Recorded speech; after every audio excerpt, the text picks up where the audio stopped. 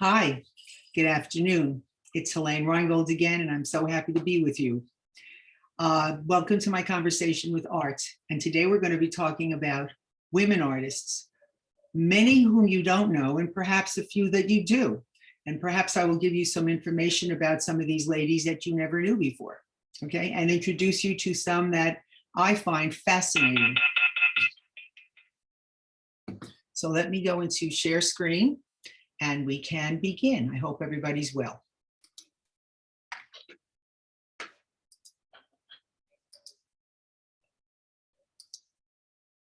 Okay. And here is my laser pointer. Well, we are now looking at an artist's school in France. We're looking at the École des Beaux-Arts, which is the most famous art school in Paris, certainly, and perhaps in all of Europe. And you'll notice that the only women here are the three models. Everyone else is male. No women allowed to study in formal art schools, certainly not at the Beaux-Arts, until 1892. So where did women artists learn? They learned from their fathers, their brothers, their uncles, their husbands, or in fact, self-taught. And all of the artists we're going to talk about today plugged into at least one of those artistic resources. Now we're looking at an art class for all women. The only males here are these, and they're the instructors. No male art students. And notice what the women need as their models. Not nude women and not nude males. They're actually sketching, sculpting, drawing, painting animals because that was appropriate.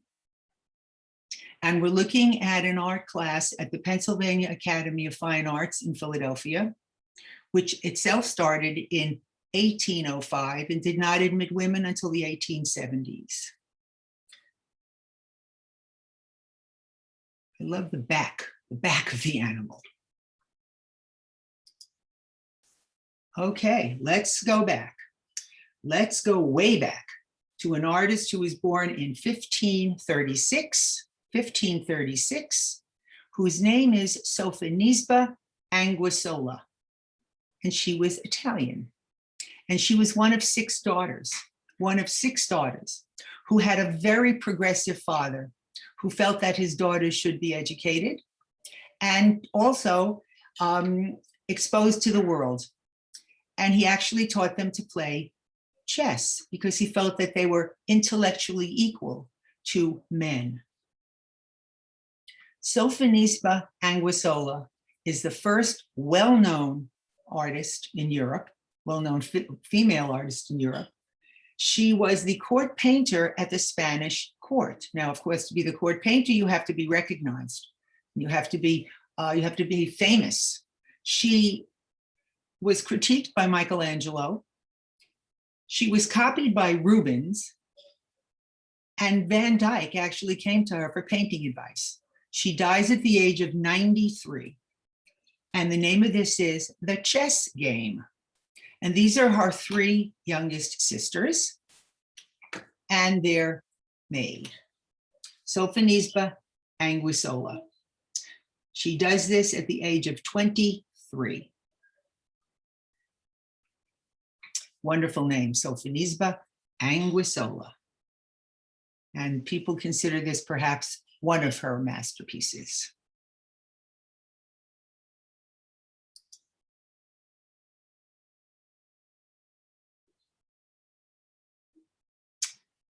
A painting that was done by a woman artist, Artemisia Gentileschi, who was taught by her father, Orazio, who was actually quite a well-known painter in Italy at the time. She's born in 1597, Artemisia is, and her father was her initial teacher, And then she kind of surpassed him.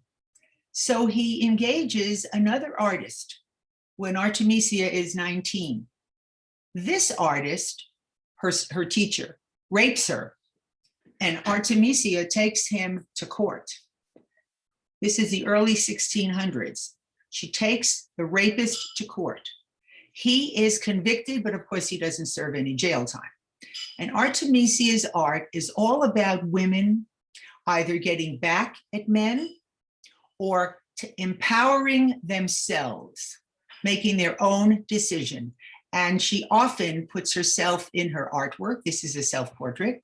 And I hope you notice the asp. Who killed themselves with an asp? Yes, Cleopatra. She made the decision as to when she was going to die and as to how she was going to die. Self-inflicted suicide because of being mistreated by men. Artemisia Gentileschi, and this is called Cleopatra. Notice the dark background, the light on the body, known as tenebrism. Dark background, light on the body, very theatrical. Artemisia was actually influenced by a famous artist named Caravaggio. She actually knew him in person.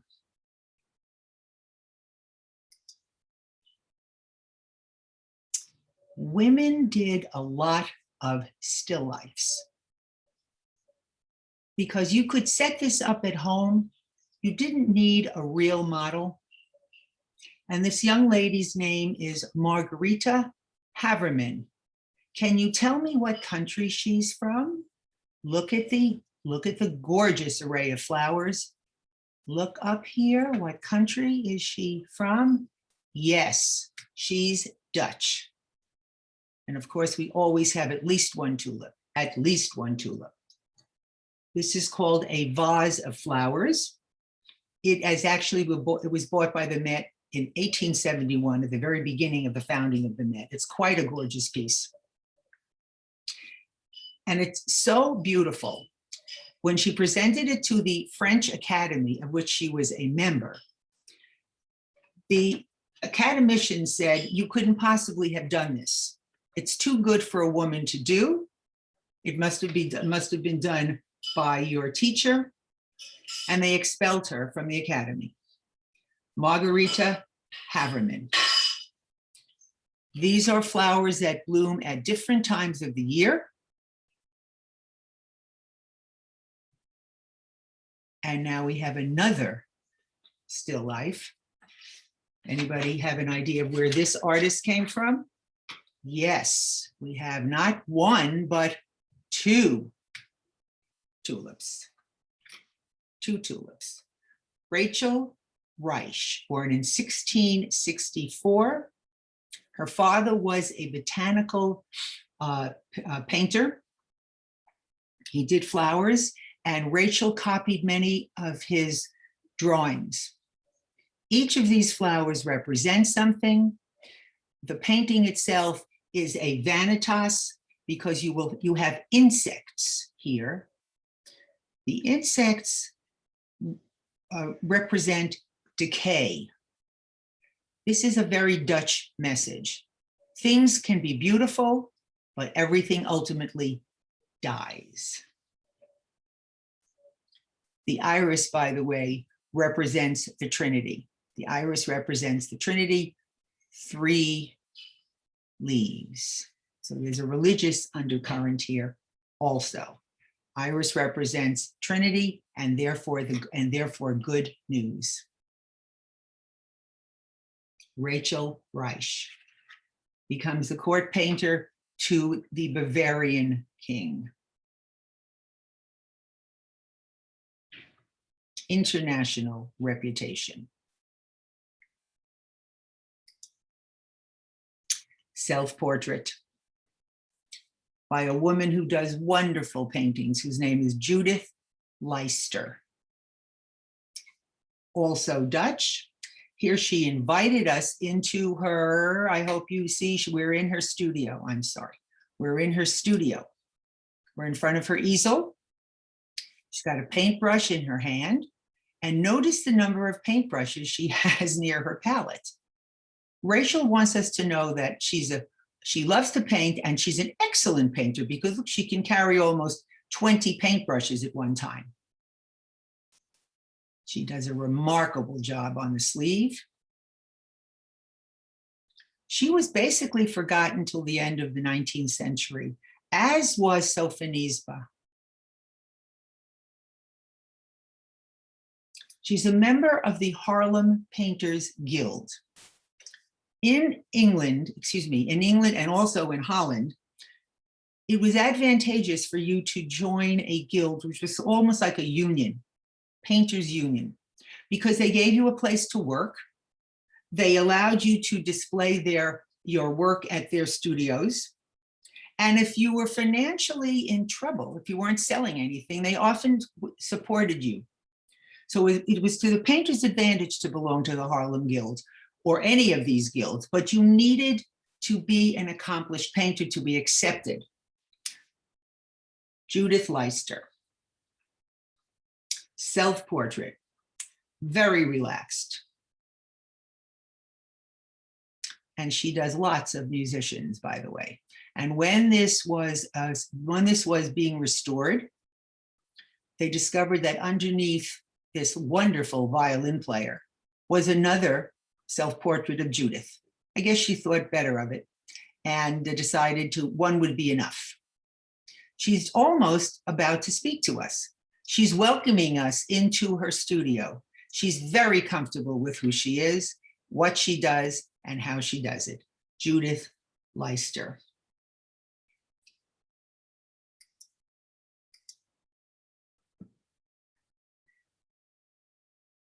This is a French artist whose name is Rosa Bonheur. Rosa Bonheur. And this piece is at the Metropolitan. It is huge. It is 8 feet high and 16 feet wide. It took her about a year and a half to do. And she draws our eye through it by using this wonderful turquoise blue, turquoise blue, turquoise blue, turquoise blue. Rosa Bonheur. Her father was a painter, and he actually believed that women were just as good as men. He taught her how to paint. This is a very independent lady in the middle of the 1800s in France. She smoked. She rides astride a horse instead of side saddle. She cuts her hair. She lives with women, and she actually paints herself into this piece. Now, if you were an artist and you wanted people to notice you in the middle of a very, very busy scene, you wouldn't put yourself off to the side. You'd put yourself right in the center. And we think that that's Rosa. This is called the Horse Fair. Early in the morning in Paris, people came to sell their horses. Women were not allowed. Rosa needed to get special permission from the prefect of police in Paris to come and sketch. These men did not know that she was a woman. She wore slacks. That was against the law in France at that time, hence the special permission. She took her sketches back to her studio and she paints this, a year and a half. Rosa Bonheur. Do you hear anything when you look at this? Do you hear the horses? And notice, if we don't notice Rosa, we see this gorgeous horse looking right at us also. Rosa Bonheur, the Horse Fair. She does many, many paintings of animals. In fact, she kept animals in her home. Rosa Bonheur. Now we have a British artist whose name is Emily Osborne. And what are we looking at? Notice British. I always notice the umbrella. Bad weather, a lot of rain. We have this young lady who seems to be showing this painting to this gentleman. She's a female artist. She wants to sell the painting. Is he impressed?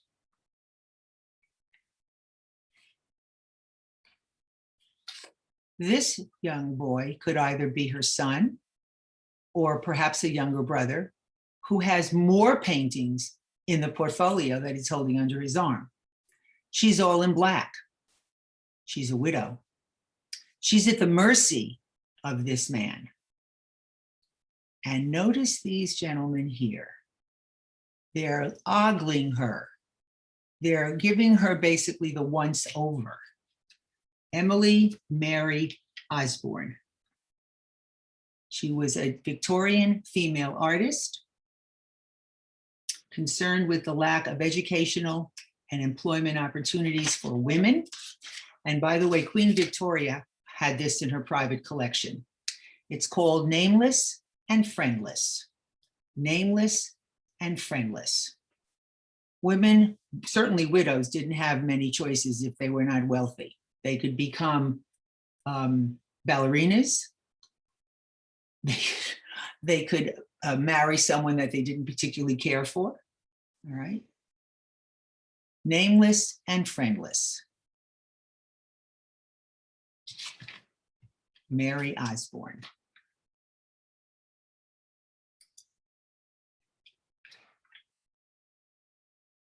French artist, Berthe Morisot.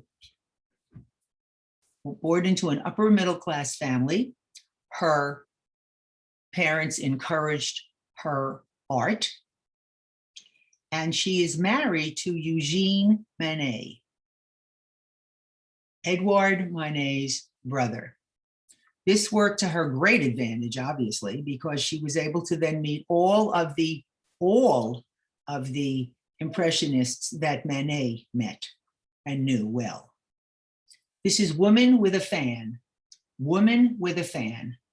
And Berthe Morisot was the only female in the first French Impressionist show in 1867. Notice the style of brushwork.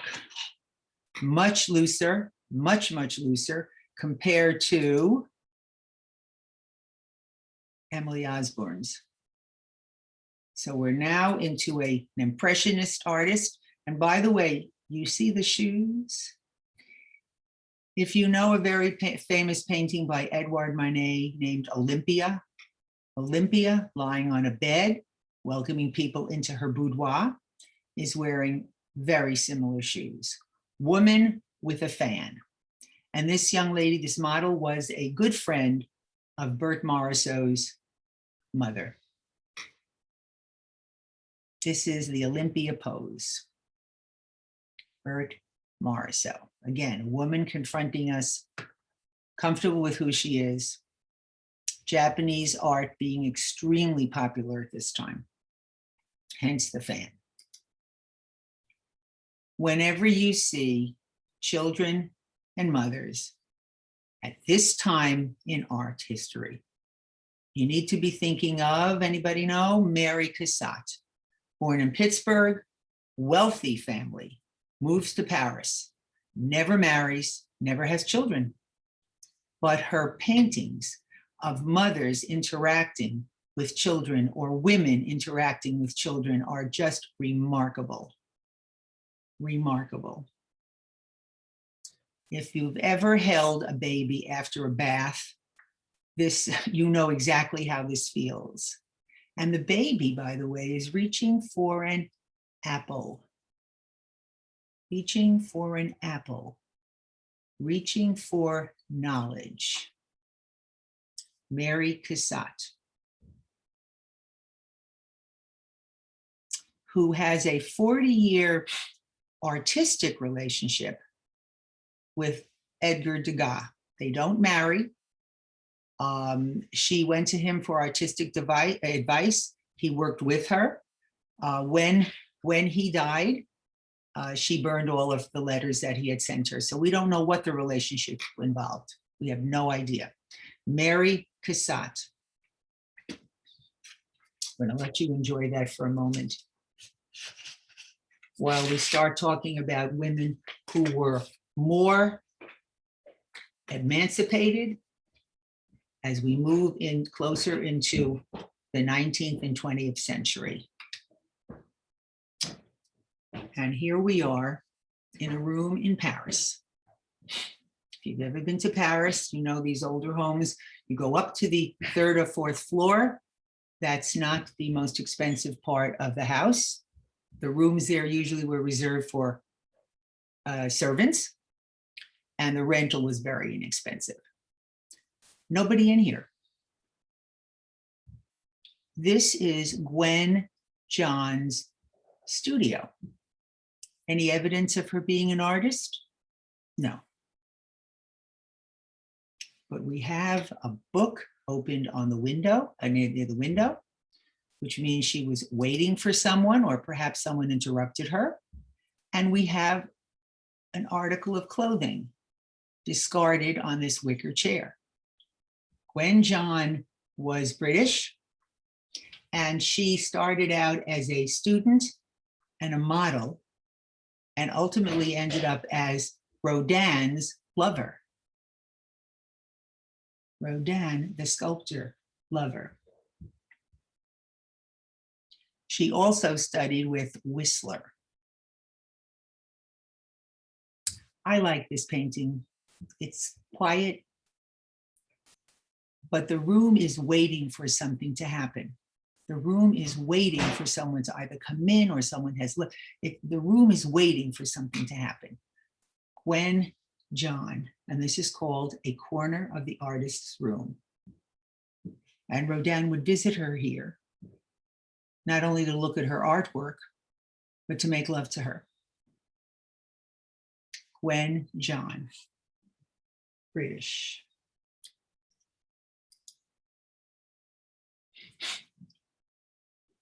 A French sculptor, also a student, a model, and ultimately a lover of Rodin. He was a busy guy. He was a very busy guy. Her name is Camille Claudel, and she was born in 1864.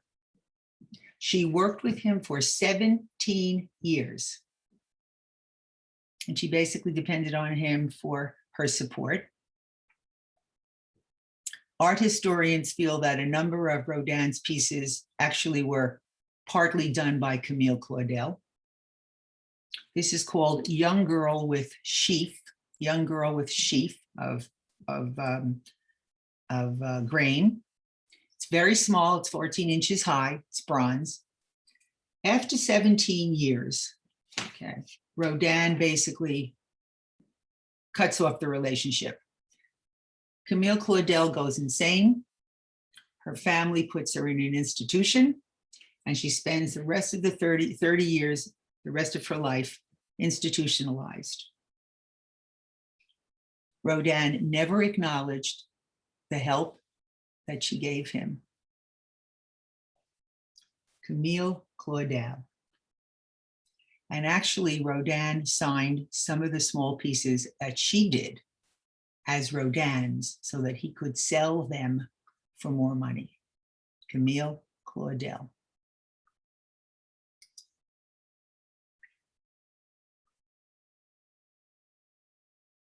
This was done by a graphic artist. She's German. She was born in 1867. Her name is Kathy Kollwitz.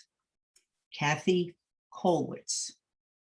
And she does prints because she feels that prints are more accessible to people who don't have a lot of money. This is a woman with a great social conscience. She's actually married to a doctor who dealt with very poor population in Berlin. She was the first female professor at the university in Prussia. And we are looking at, well, it's a mother and child. It's a little different than Mary Cassatt, wouldn't you say? We're looking at a mother and child and the child is dead. The child, look at the grief, look at the body language.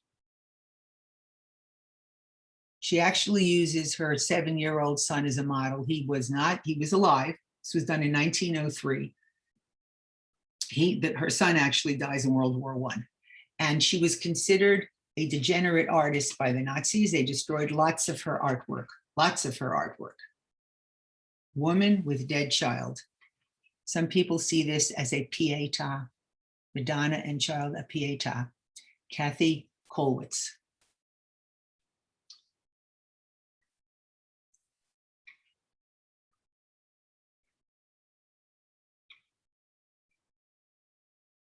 Well, here we are in the Bavarian countryside. And the artist who does this, born in 1877, is Gabriele Munter. Gabriele Munter. A student and ultimately a lover for 10 years, not of Rodin, but of Kandinsky. Perhaps the first abstract artist, Kandinsky. And this is where she and Kandinsky would spend the summers. It's in the northern part of Bavaria. Kandinsky lived with her basically for 12 years while his wife remained in Berlin. Munter has her first show in the United States in 1960. 1960. Love the colors. Love the colors. Gabriele Munter. And when that relationship ended, Kandinsky wanted some of the paintings that he had left with her back. And he sues her. And she wins the case. And she spends the rest of her life living in this house where she spent the relationship with Kandinsky till her death at 85. So women are now starting to assert themselves. He was jealous of her painting. He was jealous of her talent. We have found paintings that are signed Kandinsky. When under inspection, you rotate them, turn them upside down, and x-ray them, and they're her paintings with her signature. Gabriele Munter. Well, I think everybody knows who this is. I'm sure everybody knows who this is. This is Frida Kahlo, who meets Diego Rivera, 25 years older than she is, when she's 21. She meets him when she's 21 and he's 46. They marry. They divorce. They marry again. And in the interim, she has affairs with men and women, as does Diego. Diego Rivera was a well-known, very famous Mexican muralist. Frida Kahlo's father was Italian and her mother was Mexican. She had polio at the age of 6. Hence, you will always see Frida with long skirts because one of her legs was slightly disfigured. And at the age of 18, she was in a terrible accident in Mexico City. She was in a trolley. A car hit the side of the trolley. A pole from the trolley impaled. She was impaled in her abdomen. Hence, she never could have children. And she had at least 30 operations in her life. We never see her smiling. But Frida, the unibrow, and a little bit of a mustache.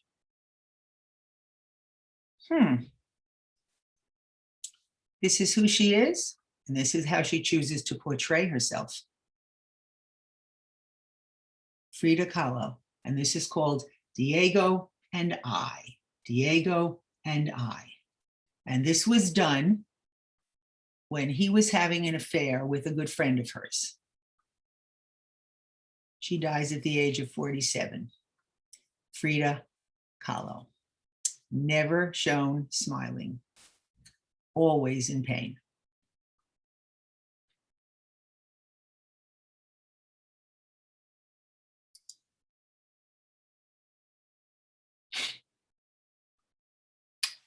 Moving into abstraction, done by the wife of the foremost abstractionist. That would be drip painter, action painter, Jackson Pollock. And this is done by Lee Krasner, who grew up in Washington Heights, by the way, in New York City, signed her paintings LK, known as Pollock's wife, who also paints. This is a collage. A collage is cut up pieces of canvas, pictures, prints, books, pasted onto a canvas. And these are pieces of canvas, painted canvas from Lee Krasner's paintings and also from Jackson Pollock's paintings. And she pastes them onto this canvas. This is called burning candles. Burning candles. This is at the Neuberger Museum of Art, by the way, which is in Purchase, New York, not far from the Connecticut border. She was very inspired by Matisse, very inspired by Matisse.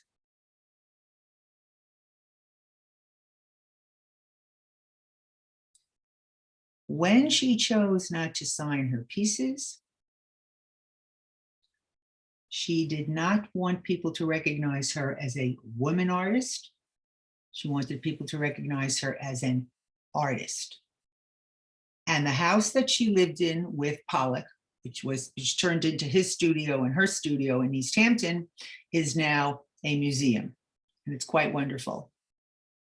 Lee Krasner.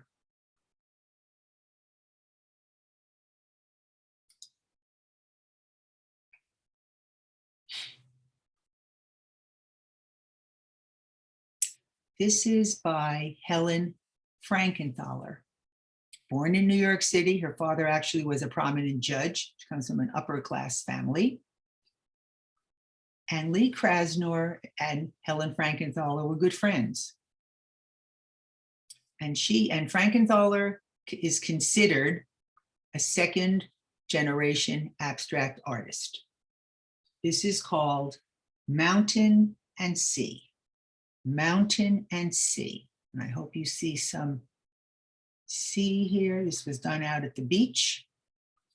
Helen Frankenthaler puts her canvases on the ground, which is how Jackson Pollock painted, thins her oils to such a degree that they almost look like watercolor, don't they? They almost look like watercolor. And then she rolls the canvases. She rolls the canvases.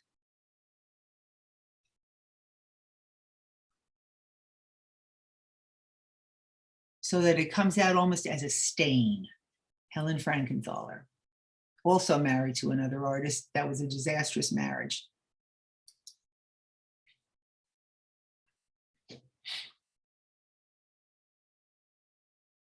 This is an African-American artist whose name is Alma Thomas. And this is a woman who taught art in junior high.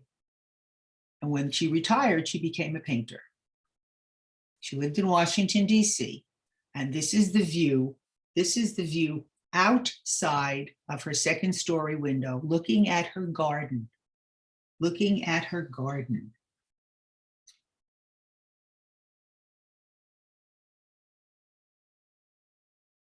Alma Thomas is the first Black artist to have a solo exhibition at the Whitney Museum at the age of 80.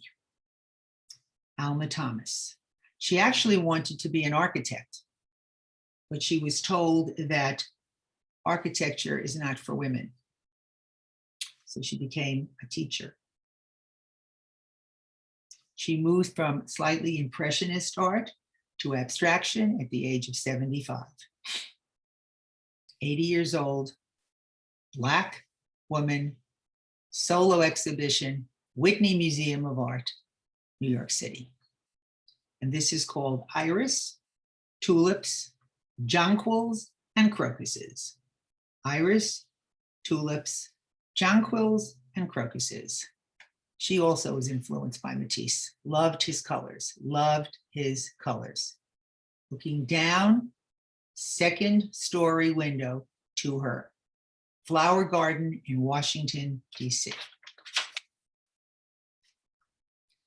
In the New York Times, the critique of her exhibition at the Whitney said, Monet meets Mondrian. And they said, are you a Black artist? She said, no, I'm an American artist. Alma Thomas.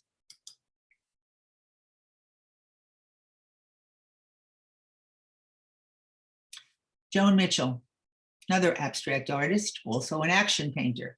Notice the quick brushstrokes. Joan Mitchell, born in 1926 in Chicago. She moved to New York City and becomes very good friends with de Kooning, Hans Hofmann, Pollock, Frankenthaler, Lee Krasner. She paints memories. And this is a memory of Chicago winter. It's called Sale Neige, dirty snow. Sale Neige, dirty snow.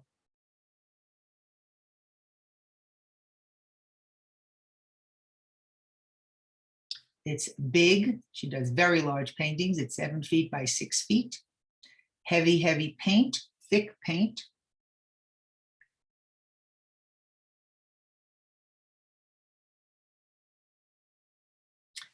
And she moves to France, where she becomes even more famous. And one of the French critics said, Joan, if only you were French, male, and dead, you'd sell a lot more work.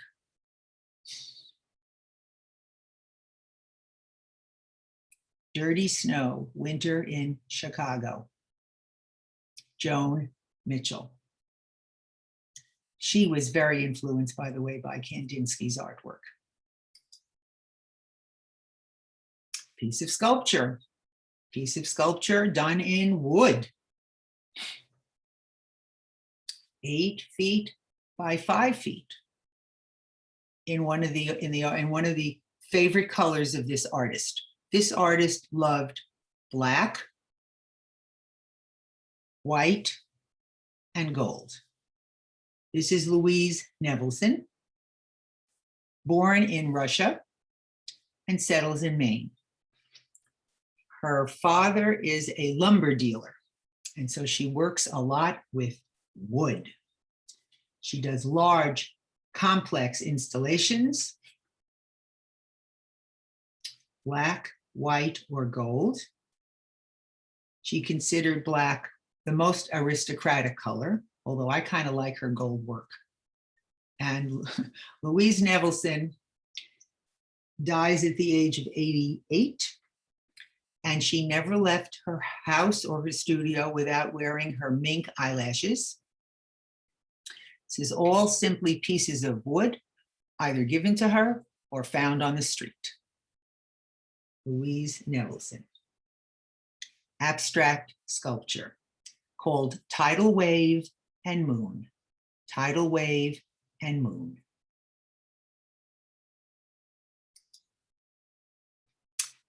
Photography. We're in New York City. We're actually in Harlem. I love these girls. I love these girls. Look at the attitude on this young lady. This is done by an artist who was born in Brooklyn, who got her first camera at the age of 16, dropped out of high school. Her parents were shocked, and went on to photograph New York City scenes. This artist's name is Helen Levitt. She was born in 1913. She actually lived to the age of 95. She does many pieces of children in the city. Black and white, black and white. She actually did a movie called Manhattan Streets. It was at the Venice Film Festival in 1949. And this is called Three Girls Playing Dress Up in New York. Helen Levitt just wandered the streets. She lived in Yorkville, so she did lots of scenes from Yorkville and also, as I say, Harlem. She just took her camera, black and white film, and just photographed. Yeah, I'm sorry. This young lady knows exactly who she is and perhaps where she's going. Helen Levitt, a nice Jewish girl from Brooklyn. And we're going to end at the High Line, which is that wonderful, wonderful park, okay, that runs from Gansevoort Street, downtown Manhattan, up to 34th Street. You can walk this is an old abandoned train trestle. It's wonderful. It's wonderful, wonderful. And this piece called Groovin' High is done by an African-American artist, woman, Faith Ringgold, born in 1934, and Ringgold is still alive and she's still creating. She's a painter and she's a quilter and she's a writer. She did a book called Tar Beach, which if you've ever had a chance to read to a child, is all about going to the roof in the summer at a tenement. Faith Ringgold. And she took this from a quilt that she made. She loved Dizzy Gillespie. I hope when you look at this, you hear some music. Groovin' High. 14 feet by 48 feet wide. And what the High Line does every year is change the artwork that you see from it. So let's go back. Faith Ringgold, African-American artist. Groovin' High. Helen Levitt. It's called New York City Street Photography. Louise Nevelson, sculptor, monumental size pieces. Dies at the age of 88. Joan Mitchell. Gee, Joan, if only you were French, male, and dead, you'd sell more paintings.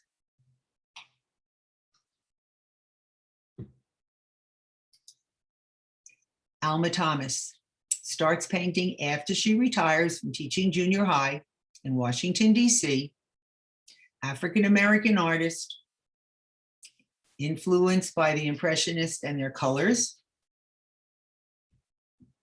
First solo show at the age of 80 at the Whitney.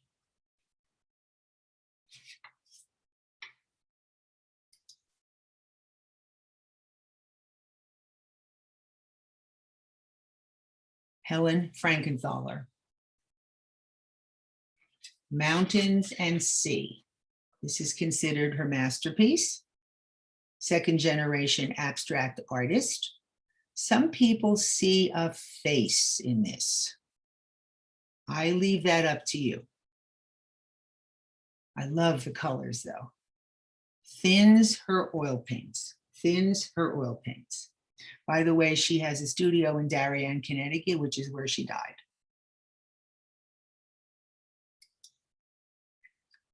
Lee Krasner, wife of Jackson Pollock. signs her paintings LK or not at all. She does not want to be considered a female artist. She wants to be considered an artist.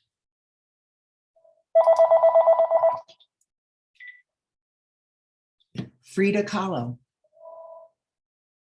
Frida Kahlo. With Diego and I, Diego Rivera, Frida Kahlo, paints over 50 self-portraits, never smiles, and always, always includes her unibrow. This is who she is and how she looked, and she was proud. Gabriele Munter, scene in Bavaria. It's called Staffelsee. That's the name of the town. Staffelsee in autumn. Lives in this house till the age of 85. This is where she and Kandinsky lived for over 10 years while he was still married.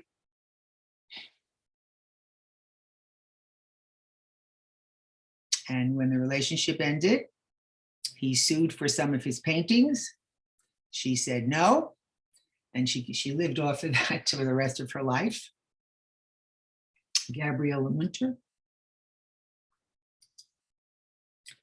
Kathy Kollwitz, graphic artist. A Pietà, mother and child.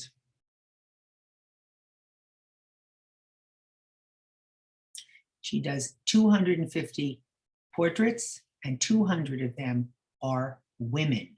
200 of them are women.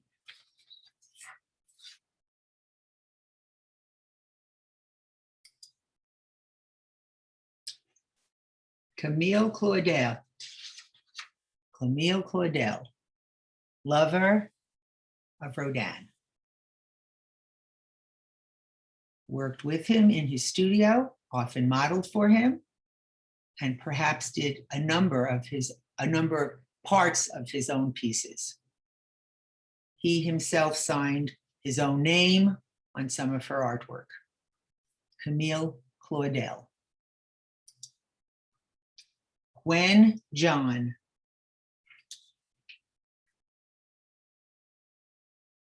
A corner of the artist's room.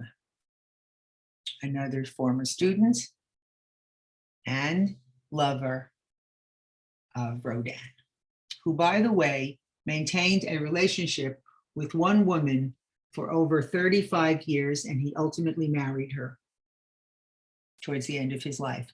None of these young ladies, though. Mary Cassatt. Mother and child. What a difference between this and Kathy Kollwitz, mother and child. And baby reaching for apple.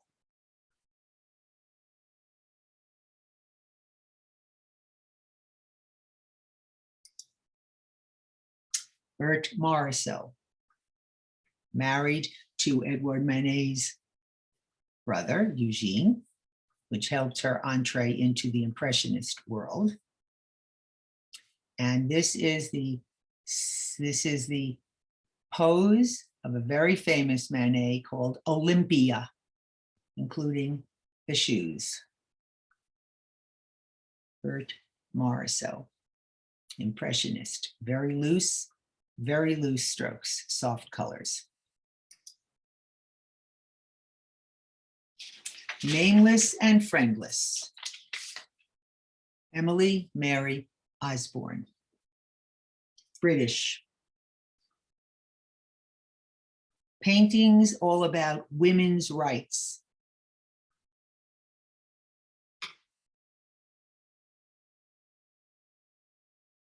Owned by Queen Victoria.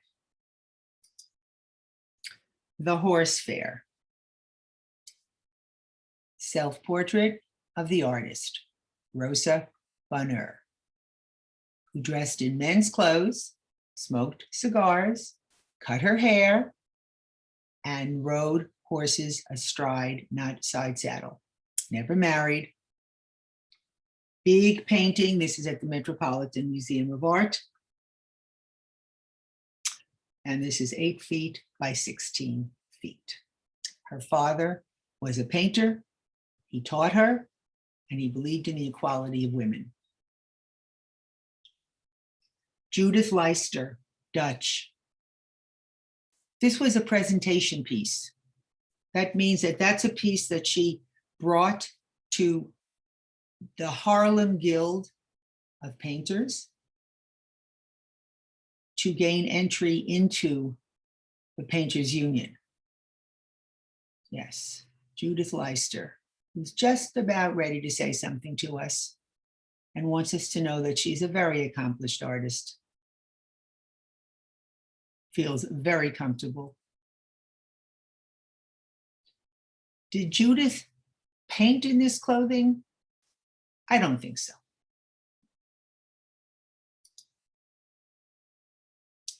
Rachel Reich, Dutch. Probably the premier flower painter in the 18th century. Her father was a botanist, so she got lots of her ideas from his botanical drawings. She was the court painter to the King of Bavaria, very accomplished. And again, we know she's Dutch. We have the 2 tulips over here. All of these flowers represent something. The rose we know is love. The rose we know is love. The iris is Trinity, good fortune, good news. And notice we have pieces that are, we have flowers that are almost dying here, almost dying, because it's a vanitas piece, and the message here is that everything beautiful ultimately decays and dies. Rachel Reich. Another Dutch still life, something very easy for women to do. You just set it up in your home, and you can paint when you have a chance. Many of these, Rachel Reich and Margarita Haverman were married and had children.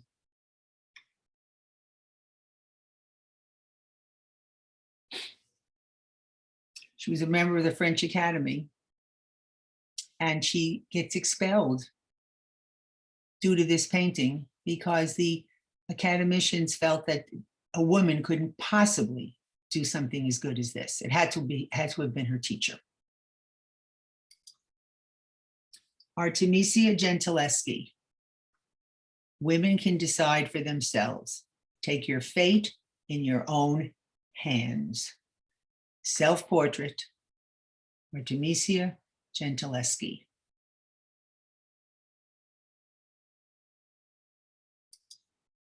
Sofonisba Anguissola, first female artist to gain recognition. Michelangelo critiqued her work, Rubens made copies of her work, and Van Dyck asked her artistic advice. She dies at the age of 93, and she herself was a court painter to the Spanish royal family.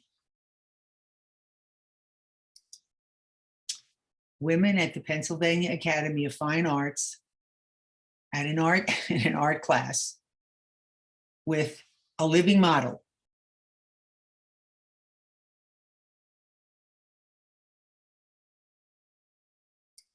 École des Beaux-Arts with living models.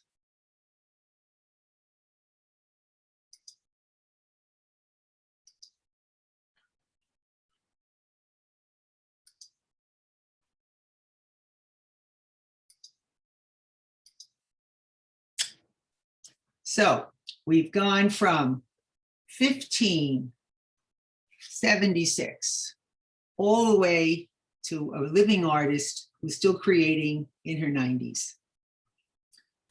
I hope I introduced you to some artists that you've never heard of. They would have been, I think, more famous and much more well-known if they in fact were men. So if you have any questions, please refer them to Wendy. I'd be more than happy to respond. Thank you so much. It was great to be with you again. And hopefully we'll see each other again soon. This is Helene Reingold, Conversation with Art. Thank you.